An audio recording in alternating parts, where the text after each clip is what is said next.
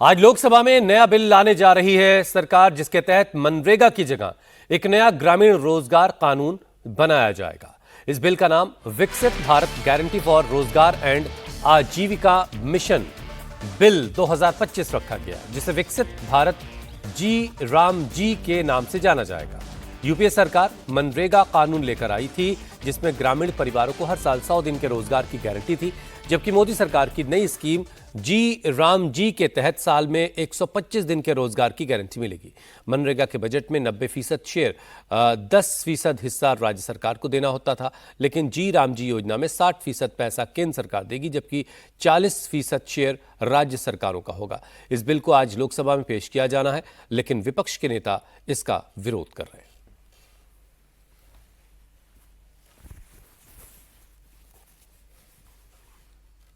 कितने ऑफिस हैं, कितनी स्टेशनरी है, कितनी उसके एलिमेंट्स हैं जिसमें खर्चा होता है।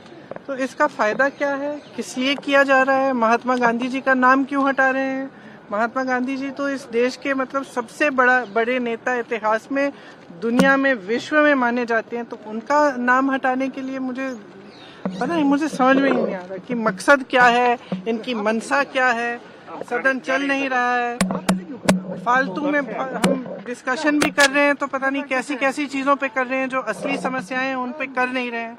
समय व्यर्थ होते जा रहा है, पैसे व्यर्थ होते जा रहे हैं, देश की संपत्ति जो इस सदन को चलाने के लिए है, कुछ ना हम डिस्कस कर रहे हैं, ये खुद डिस्टर्ब कर रहे हैं। समझ में नहीं आ रहा। देखिए, नाम में तो क्या रखा है, बड़े बड़े लोग बोल के गए हैं।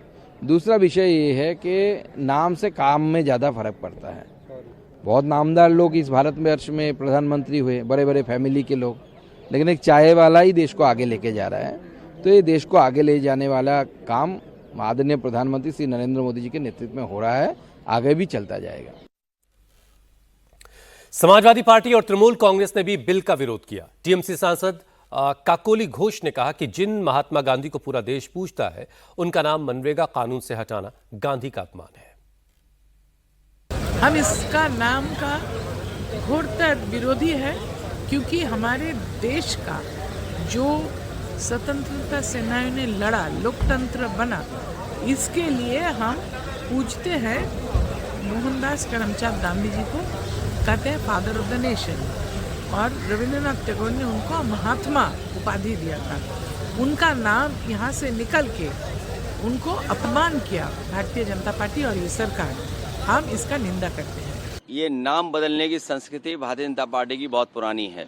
लखनऊ में एकाना स्टेडियम भगवान विष्णु का नाम है, लेकिन जब इन्होंने कोई काम भारतीय जनता पार्टी ने नया नहीं किया, तो उसी एकाना का नाम उन्होंने अपने एक पूर्व के प्रधानमंत्री जी के नाम से कर दिया।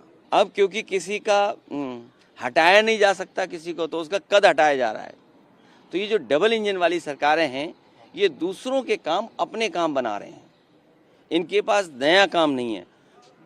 100 दिन 125, ये कौन सी नई बात हो गई। आप तो कहते हैं कि आपका बजट न जाने कहाँ पहुंच गया, पर कैपिटा इनकम बहुत है, आपकी इन्वेस्टमेंट बहुत आ रहा है, तो आप दिन क्यों नहीं बढ़ाते हैं। आप कम से कम 200 दिन करिए। खुशी तो तब होती जब आप 200 दिन से ऊपर ले जाते रोजगार और काम देते लोगों को, और फिर आप ऐसे नियम बना देते हैं कि आप उस योजना से बाहर नहीं जा सकते हैं।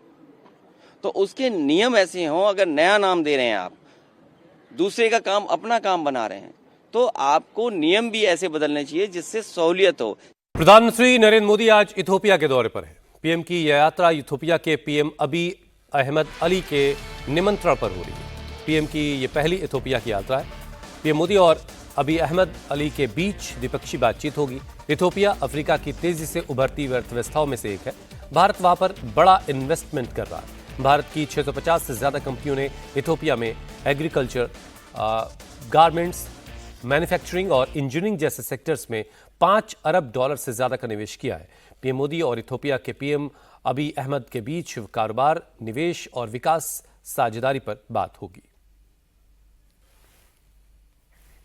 इससे पहले पीएम मोदी और जॉर्डन के किंग अब्दुल्ला के बीच द्विपक्षीय बातचीत हुई। जॉर्डन पहुंचने पर पीएम मोदी का किंग अब्दुल्ला ने जोरदार स्वागत किया।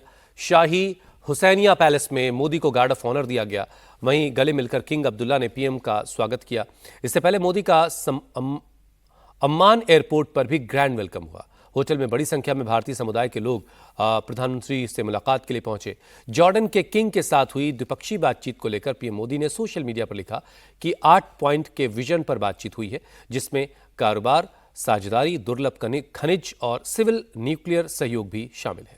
आज विजय दिवस है। 1971 में आज ही के दिन भारतीय सेना ने पाकिस्तान के 93,000 सैनिकों को बंदी बनाकर बांग्लादेश को आजादी दिलवाई थी। इस बार विजय दिवस समारोह से पहले एक बार फिर पाकिस्तान को आईना दिखाया गया।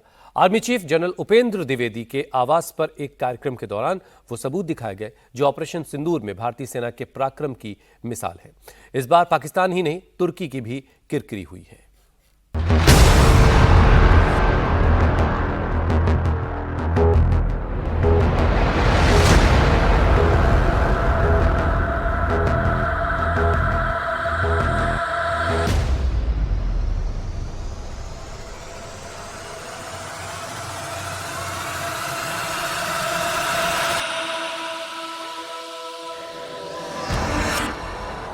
विजय दिवस पर ऑपरेशन सिंदूर का शौर्य।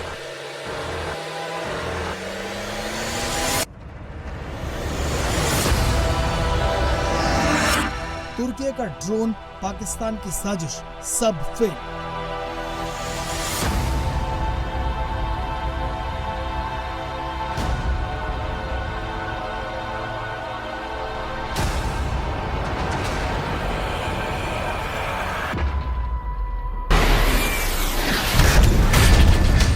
आपने अभी तक ऑपरेशन सिंदूर के दौरान पाकिस्तान के अंदर तबाह होते आतंकियों के अड्डों की तस्वीरें देखी, पाकिस्तानी एयरबेस पर भारतीय मिसाइलों का प्रहार देखा, थर थर कांपते शहबाज शरीफ और आसिम मुनीर को देखा।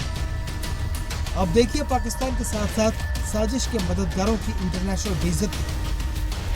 देश की राजधानी नई दिल्ली में आर्मी चीफ के घर के आंगन में रखा गया ड्रोन तुर्की में बना है। इसे पाकिस्तान ने ऑपरेशन सिंदूर के दौरान इस्तेमाल किया, लेकिन इससे पहले कि अपने टारगेट तक पहुंच पाता, इसे भारतीय सेना के एयर डिफेंस सिस्टम ने मार गिराया। इस ड्रोन का नाम है यीहा।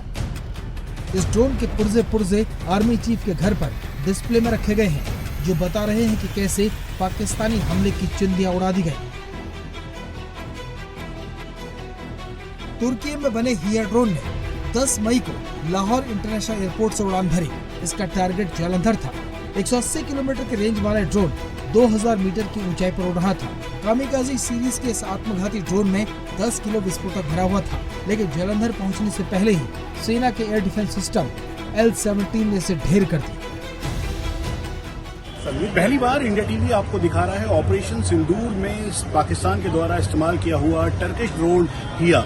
इसे लाहौर से स्टार्ट किया गया था। 180 किलोमीटर से लेकर 200 किलोमीटर तक इसकी रेंज थी। जैसे ही ये भारत के एयर स्पेस में घुसा, उसके तुरंत बाद ही भारतीय एयर डिफेंस ने इसे पूरी तरह से खत्म कर दिया। और एक बड़ी खबर जम्मू कश्मीर के उधमपुर से है, जहां आतंकियों के साथ एनकाउंटर में एक पुलिसकर्मी शहीद हुआ है। मुठभेड़ में एक आतंकी के घायल होने की खबर है। उधमपुर जिले के मजालता इलाके के स्वान गांव में यह एनकाउंटर सोमवार शाम को शुरू हुआ था।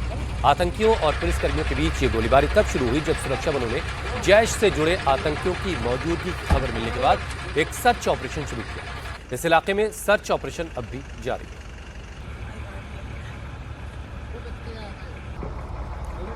तो इस एनकाउंटर में एक पुलिसकर्मी के शहीद होने की खबर है, जबकि एक आतंकी घायल बताया जा रहा है।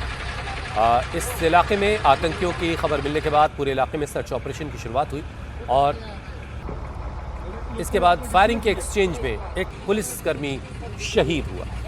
प्रयागराज में 12वीं के एक छात्र पर जानलेवा हमले का सीसीटीवी वीडियो सामने आया। 5 युवकों ने उसे घेरकर लाठी डंडों से बेरहमी से पीटा। हमले के वक्त छात्र सामान लेकर बाइक से घर लौट रहा था। बदमाशों ने जमीन पर गिरने के बाद उस पर ईंट पत्थरों से हमला कर दिया। छात्र को मरा हुआ समझकर हमलावर मौके से चले गए। स्थानीय लोगों ने छात्र को गंभीर हालत में अस्पताल में भर्ती करवाया। छात्र फिलहाल आईसीयू में है। ये वारदात कर्नलगंज थाना इलाके के सलोरी इलाके की है। यह हमला क्यों किया गया, अभी इसकी जानकारी नहीं है। पुलिस हमलावरों की अब तलाश कर रही है।